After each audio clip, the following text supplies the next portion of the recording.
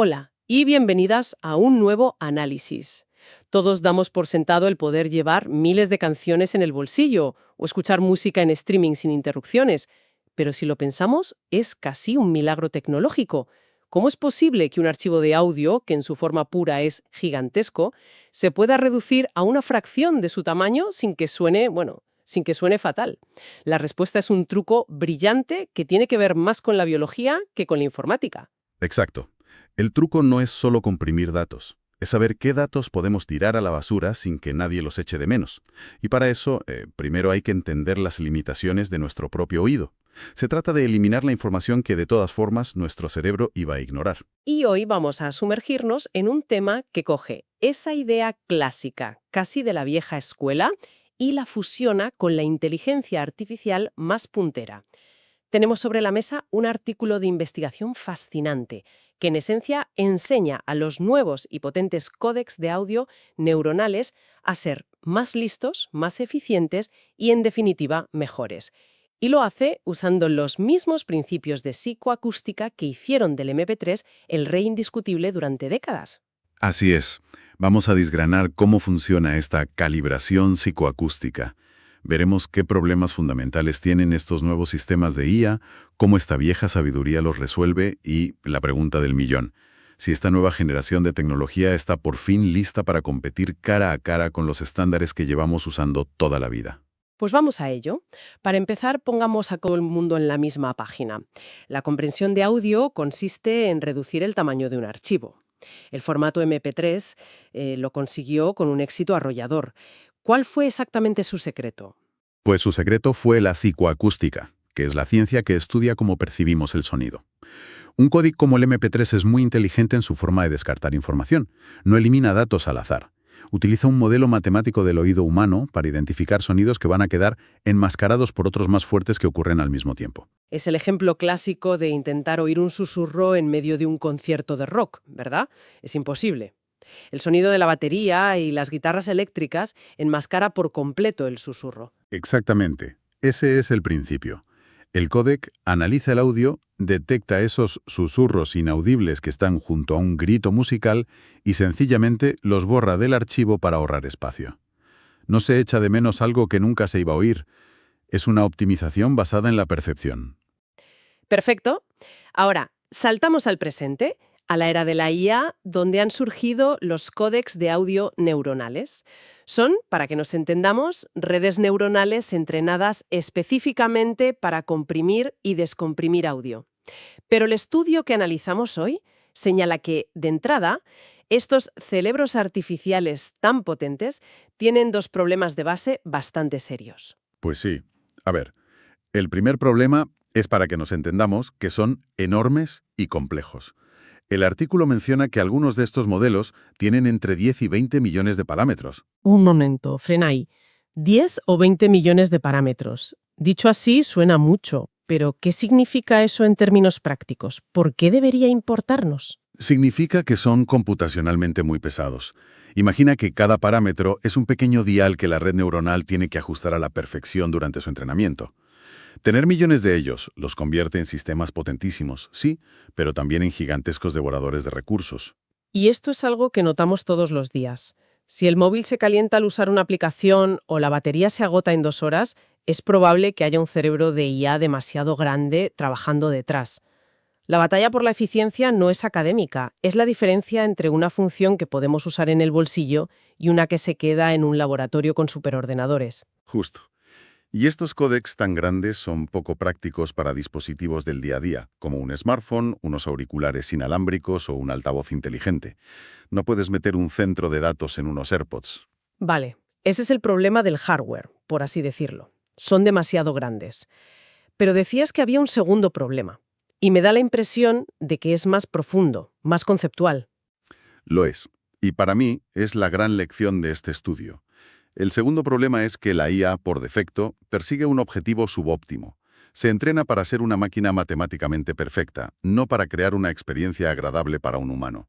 Utiliza funciones de pérdida muy simples, como el error cuadrático medio. O sea, que me estás diciendo que a estas inteligencias artificiales tan avanzadas las entrenan como si fueran calculadoras un poco tontas. Simplemente les dicen, compara el archivo original con tu copia y reduce la diferencia numérica total a cero, sin importar dónde esté esa diferencia. Has dado en el clavo. Es como si para juzgar la calidad de la copia de un cuadro, en lugar de mirarlo, nos limitásemos a contar el número de píxeles que son de un color diferente al original. Da igual si esa diferencia está en un detalle minúsculo del fondo o en el centro de la cara del retratado. La IA intenta reducir todos los errores por igual. Dedica un esfuerzo computacional enorme a corregir fallos que nuestro oído ni siquiera iba a notar.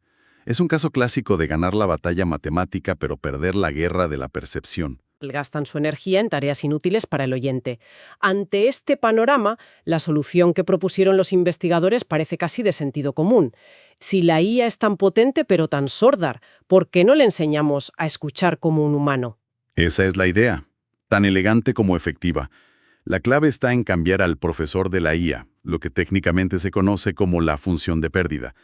Esta función es la que le dice a la red neuronal si su resultado es bueno o malo durante el entrenamiento, y así le permite aprender. Es como el crítico de arte que le dice al pintor, esto está bien, esto está mal, fíjate en esto. Los autores del estudio diseñaron una nueva función de pérdida basada en un modelo psicoacústico estándar, el PAM-1. En esencia, crearon un profesor que no juzga por la precisión matemática, sino por la calidad percibida. El artículo tiene una figura, la figura 2, que es muy reveladora. Muestra el espectro de un sonido, como una radiografía, de todas las frecuencias que lo componen en un instante. Y hay una línea roja que lo cruza todo. ¿Qué es esa línea? Esa línea roja es el corazón de todo el sistema. Se llama umbral de enmascaramiento global.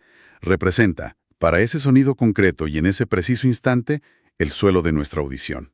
Me gusta usar una analogía. Imagina que el sonido, con sus diferentes frecuencias, son los picos de una cordillera. Esa línea roja es como un denso mar de niebla que cubre todos los valles y las laderas más bajas. Una imagen muy potente. Pues bien, cualquier ruido, distorsión o error de compresión que quede por debajo de esa línea roja, es decir, hundido en la niebla, será, en teoría, completamente inaudible para un ser humano. Quedará enmascarado por los picos más altos de la propia música. Fascinante. Es como un mapa dinámico de nuestra ceguera auditiva, un mapa que cambia milisegundo a milisegundo con la música. Pero una pregunta sobre eso. ¿Ese mar de niebla es igual para todo el mundo? ¿O mi oído tiene un umbral diferente al tuyo? ¿Cómo de estandarizado está ese modelo PAM-1 que mencionas? Es una pregunta excelente. El modelo PM1 es un estándar basado en promedios de miles de pruebas de escucha con personas. Obviamente hay pequeñas variaciones individuales, pero representa un oído humano típico de forma muy fiable. Es la misma base que usa el MP3 y otros códecs. Para el 99% de los oyentes, lo que queda bajo ese umbral es efectivamente inaudible. De acuerdo, aclarado. Entonces, con este mapa de lo inaudible, ¿cómo le enseñan a la IA a usarlo? El estudio habla de dos mecanismos, dos reglas que le impone este nuevo profesor. El primer mecanismo que en el estudio asocian a un modelo que llaman modelo C se llama ponderación de prioridad. Es la regla más intuitiva. Consiste en decirle a la IA en qué debe centrarse. Si una parte del sonido está muy por encima del umbral rojo, un pico de la montaña que sobresale claramente de la niebla, la IA recibe la orden de reconstruirla con la máxima precisión posible. Se le da una penalización muy alta si se equivoca ahí. Y supongo que a la inversa, si una parte del sonido está cerca o por debajo de la niebla. Exacto. Para esos sonidos se le permite un mayor margen de error. La penalización por equivocarse es mucho menor. Básicamente es como enseñarle a la IA a hacer triaje. Concéntrate en las heridas audibles más graves y no malgastes tus recursos en los arañazos imperceptibles. Entiendo. Así que le enseñan a la IA a no obsesionarse con los detalles del fondo. Pero me pregunto si eso no es peligroso. ¿Qué pasa si al relajarse en una zona, la IA comete un error que, aunque pequeño, se convierte en un chirrido molesto que justo cruza esa línea roja de lo audible? Has anticipado perfectamente el problema y la necesidad del segundo mecanismo. A veces, ese primer método puede fallar. La IA, al relajarse, puede generar un error que justo asoma por encima de ese umbral de enmascaramiento y se vuelve audible.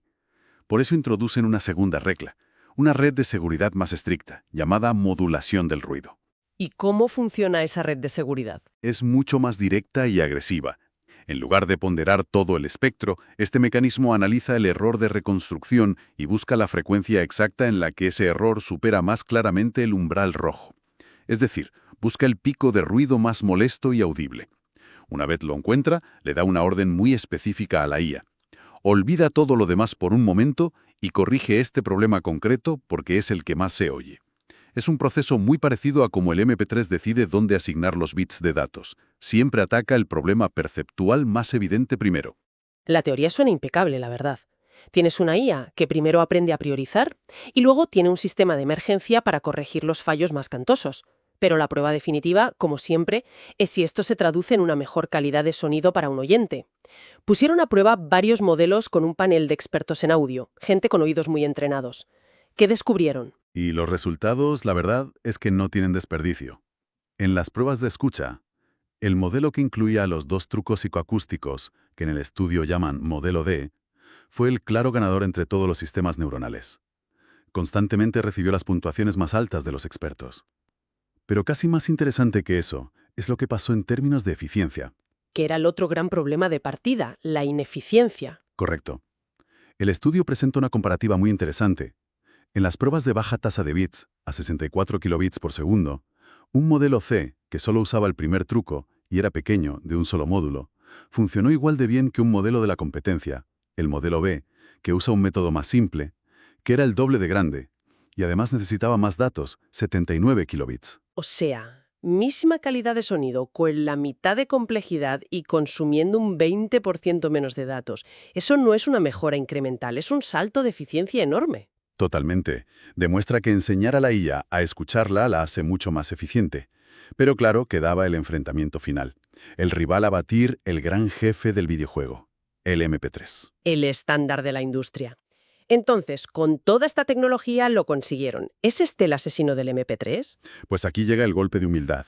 A 64 kilobytes, en la prueba de fuego, el viejo MP3, con sus décadas a la espalda, seguía siendo el rey. Los expertos lo puntuaron consistentemente por encima de todos los modelos de IA. Y es una lección importante. La optimización de años es un rival formidable. Me acuerdo perfectamente de ese sonido. Era la época de los primeros reproductores MP3 con poca memoria, y para que cupieran más canciones las comprimíamos a 64 kilobits por segundo. La música sonaba como si viniera a través de un tubo de agua, sobre todo los platillos de la batería que desaparecían en una especie de siseo metálico. Se notaba que faltaba aire. Esa es una descripción perfecta de los artefactos de compresión. Pero, y aquí viene lo interesante. Los investigadores subieron un poco la apuesta. Repitieron las pruebas con una tasa de bits más alta, de 112 kilobits por segundo, que sigue siendo una compresión considerable. Y aquí ocurrió algo extraordinario. ¿Qué pasó? El modelo D, la versión con los dos trucos psicoacústicos y con solo 0,9 millones de parámetros, recordemos, empezamos hablando de modelos de 10 o 20 millones, alcanzó una calidad sonora que los expertos consideraron estadísticamente indistinguible de la del códec MP3 comercial a la misma tasa de bits. Vale, eso es un hito. Puede que no sea un noqueo, pero que un modelo de IA relativamente pequeño, casi un peso ligero, se suba al ring con el campeón mundial de los pesos pesados y consiga un empate técnico, ese es el verdadero titular. Sin duda. Y la figura 4 del estudio es la prueba visual de por qué este modelo D es tan superior a su hermano el modelo C. Vemos dos gráficos que comparan el ruido de la compresión con el umbral de enmascaramiento. En el gráfico de la izquierda, el del modelo C, vemos unas zonas naranjas donde el ruido de la reconstrucción, la línea azul, supera el umbral de enmascaramiento, la línea roja. Esos picos que sobresalen son precisamente esos artefactos audibles de los que hablabas. Esos siseos metálicos. Esos mismos. Ahora, si miras el gráfico de la derecha, el del modelo D, ves el efecto de la modulación del ruido. Esos mismos picos de artefactos han sido aplastados. La línea azul del ruido ha sido forzada a quedarse por debajo de la línea roja del umbral. El error matemático puede que siga ahí, puede que incluso sea mayor en otras zonas inaudibles, pero nuestro oído ya no puede percibirlo. Es la perfecta demostración de que el segundo truco funciona como un martillo de precisión contra los errores más molestos. Bien, hagamos balance de todo lo que hemos analizado. Es un estudio denso, pero con implicaciones muy claras. Si tuvieras que destilarlo, ¿cuáles serían las conclusiones principales? Los grandes titulares que nos llevamos. Yo destacaría 3 puntos fundamentales. El primero es una lección de humildad para la tecnología punta. Lo clásico puede inspirar a lo más moderno. Integrar principios de psicoacústica, conocidos desde hace décadas, hace que las redes neuronales más avanzadas sean mucho más inteligentes y eficientes. No se trata de reinventar la rueda, sino de ponerle a la rueda de la IA un neumático diseñado a partir de la biología humana. Me gusta esa analogía. No tirar por la borda décadas de conocimiento en procesamiento de señal solo porque ahora tengamos redes neuronales. Exacto. El segundo punto es que la eficiencia es crucial. Este método no solo mejora la calidad del sonido, sino que permite que una IA relativamente pequeña, de menos de 1 millón de parámetros, compita en calidad con modelos mucho más grandes, y lo que es más importante, con el estándar de la industria. Esto es fundamental para poder usar esta tecnología en nuestros dispositivos del día a día sin agotar la batería o la memoria en 5 minutos. Y el tercero, que para mí es el cambio de mentalidad más profundo. Es el cambio de paradigma. La meta ya no es minimizar el error matemático, el error objetivo, sino minimizar el error perceptible. La IA deja de ser una simple máquina de copiar datos para convertirse en una máquina que crea una experiencia para un oyente humano. Entiende que su público no es un ordenador, sino una persona. Entonces, con todo esto sobre la mesa, ¿significa que estamos ante el fin del MP3 y otros formatos clásicos? ¿Deberíamos empezar a despedirnos? Aún no. Pero este estudio muestra un camino muy claro hacia su sucesor. La fusión del procesamiento de señal clásico con el aprendizaje profundo es potentísima. De hecho, los propios autores sugieren el siguiente paso lógico, que es ir más allá. ¿Hay más trucos del oído que se le puedan enseñar? Por supuesto. Todo lo que hemos hablado se basa en el enmascaramiento simultáneo. Un sonido fuerte tapa uno débil que ocurre a la vez. Pero también existe el enmascaramiento temporal. Este es el efecto por el cual un sonido fuerte, como un golpe de batería, puede enmascarar a uno más débil que ocurre justo después, en una pequeña ventana de tiempo. Si enseñan a la IA también este truco, la eficiencia y la calidad podrían ser aún mayores. Esto nos deja con una idea final para reflexionar, una pregunta que va más allá del audio. A medida que la IA aprende a entender no solo los datos, sino nuestra percepción de ellos, ¿qué otras aplicaciones podríamos imaginar? Es un campo fascinante. Podríamos pensar en una IA que comprima un video de tal forma que, aunque tenga menos información matemática, parezca más nítido o más fluido al ojo humano, explotando los puntos ciegos o las peculiaridades de nuestra visión. O yendo un paso más allá, ¿podría una IA escribir un resumen de una novela que preserve no solo los hechos, sino la sensación emocional de la lectura? Un resumen optimizado no para la fidelidad literal de la trama, sino para el impacto y la percepción del lector. El potencial de una IA que entiende cómo percibimos el mundo es inmenso. Sin duda una idea en la que vale la pena pensar. Gracias por acompañarnos en este análisis a fondo.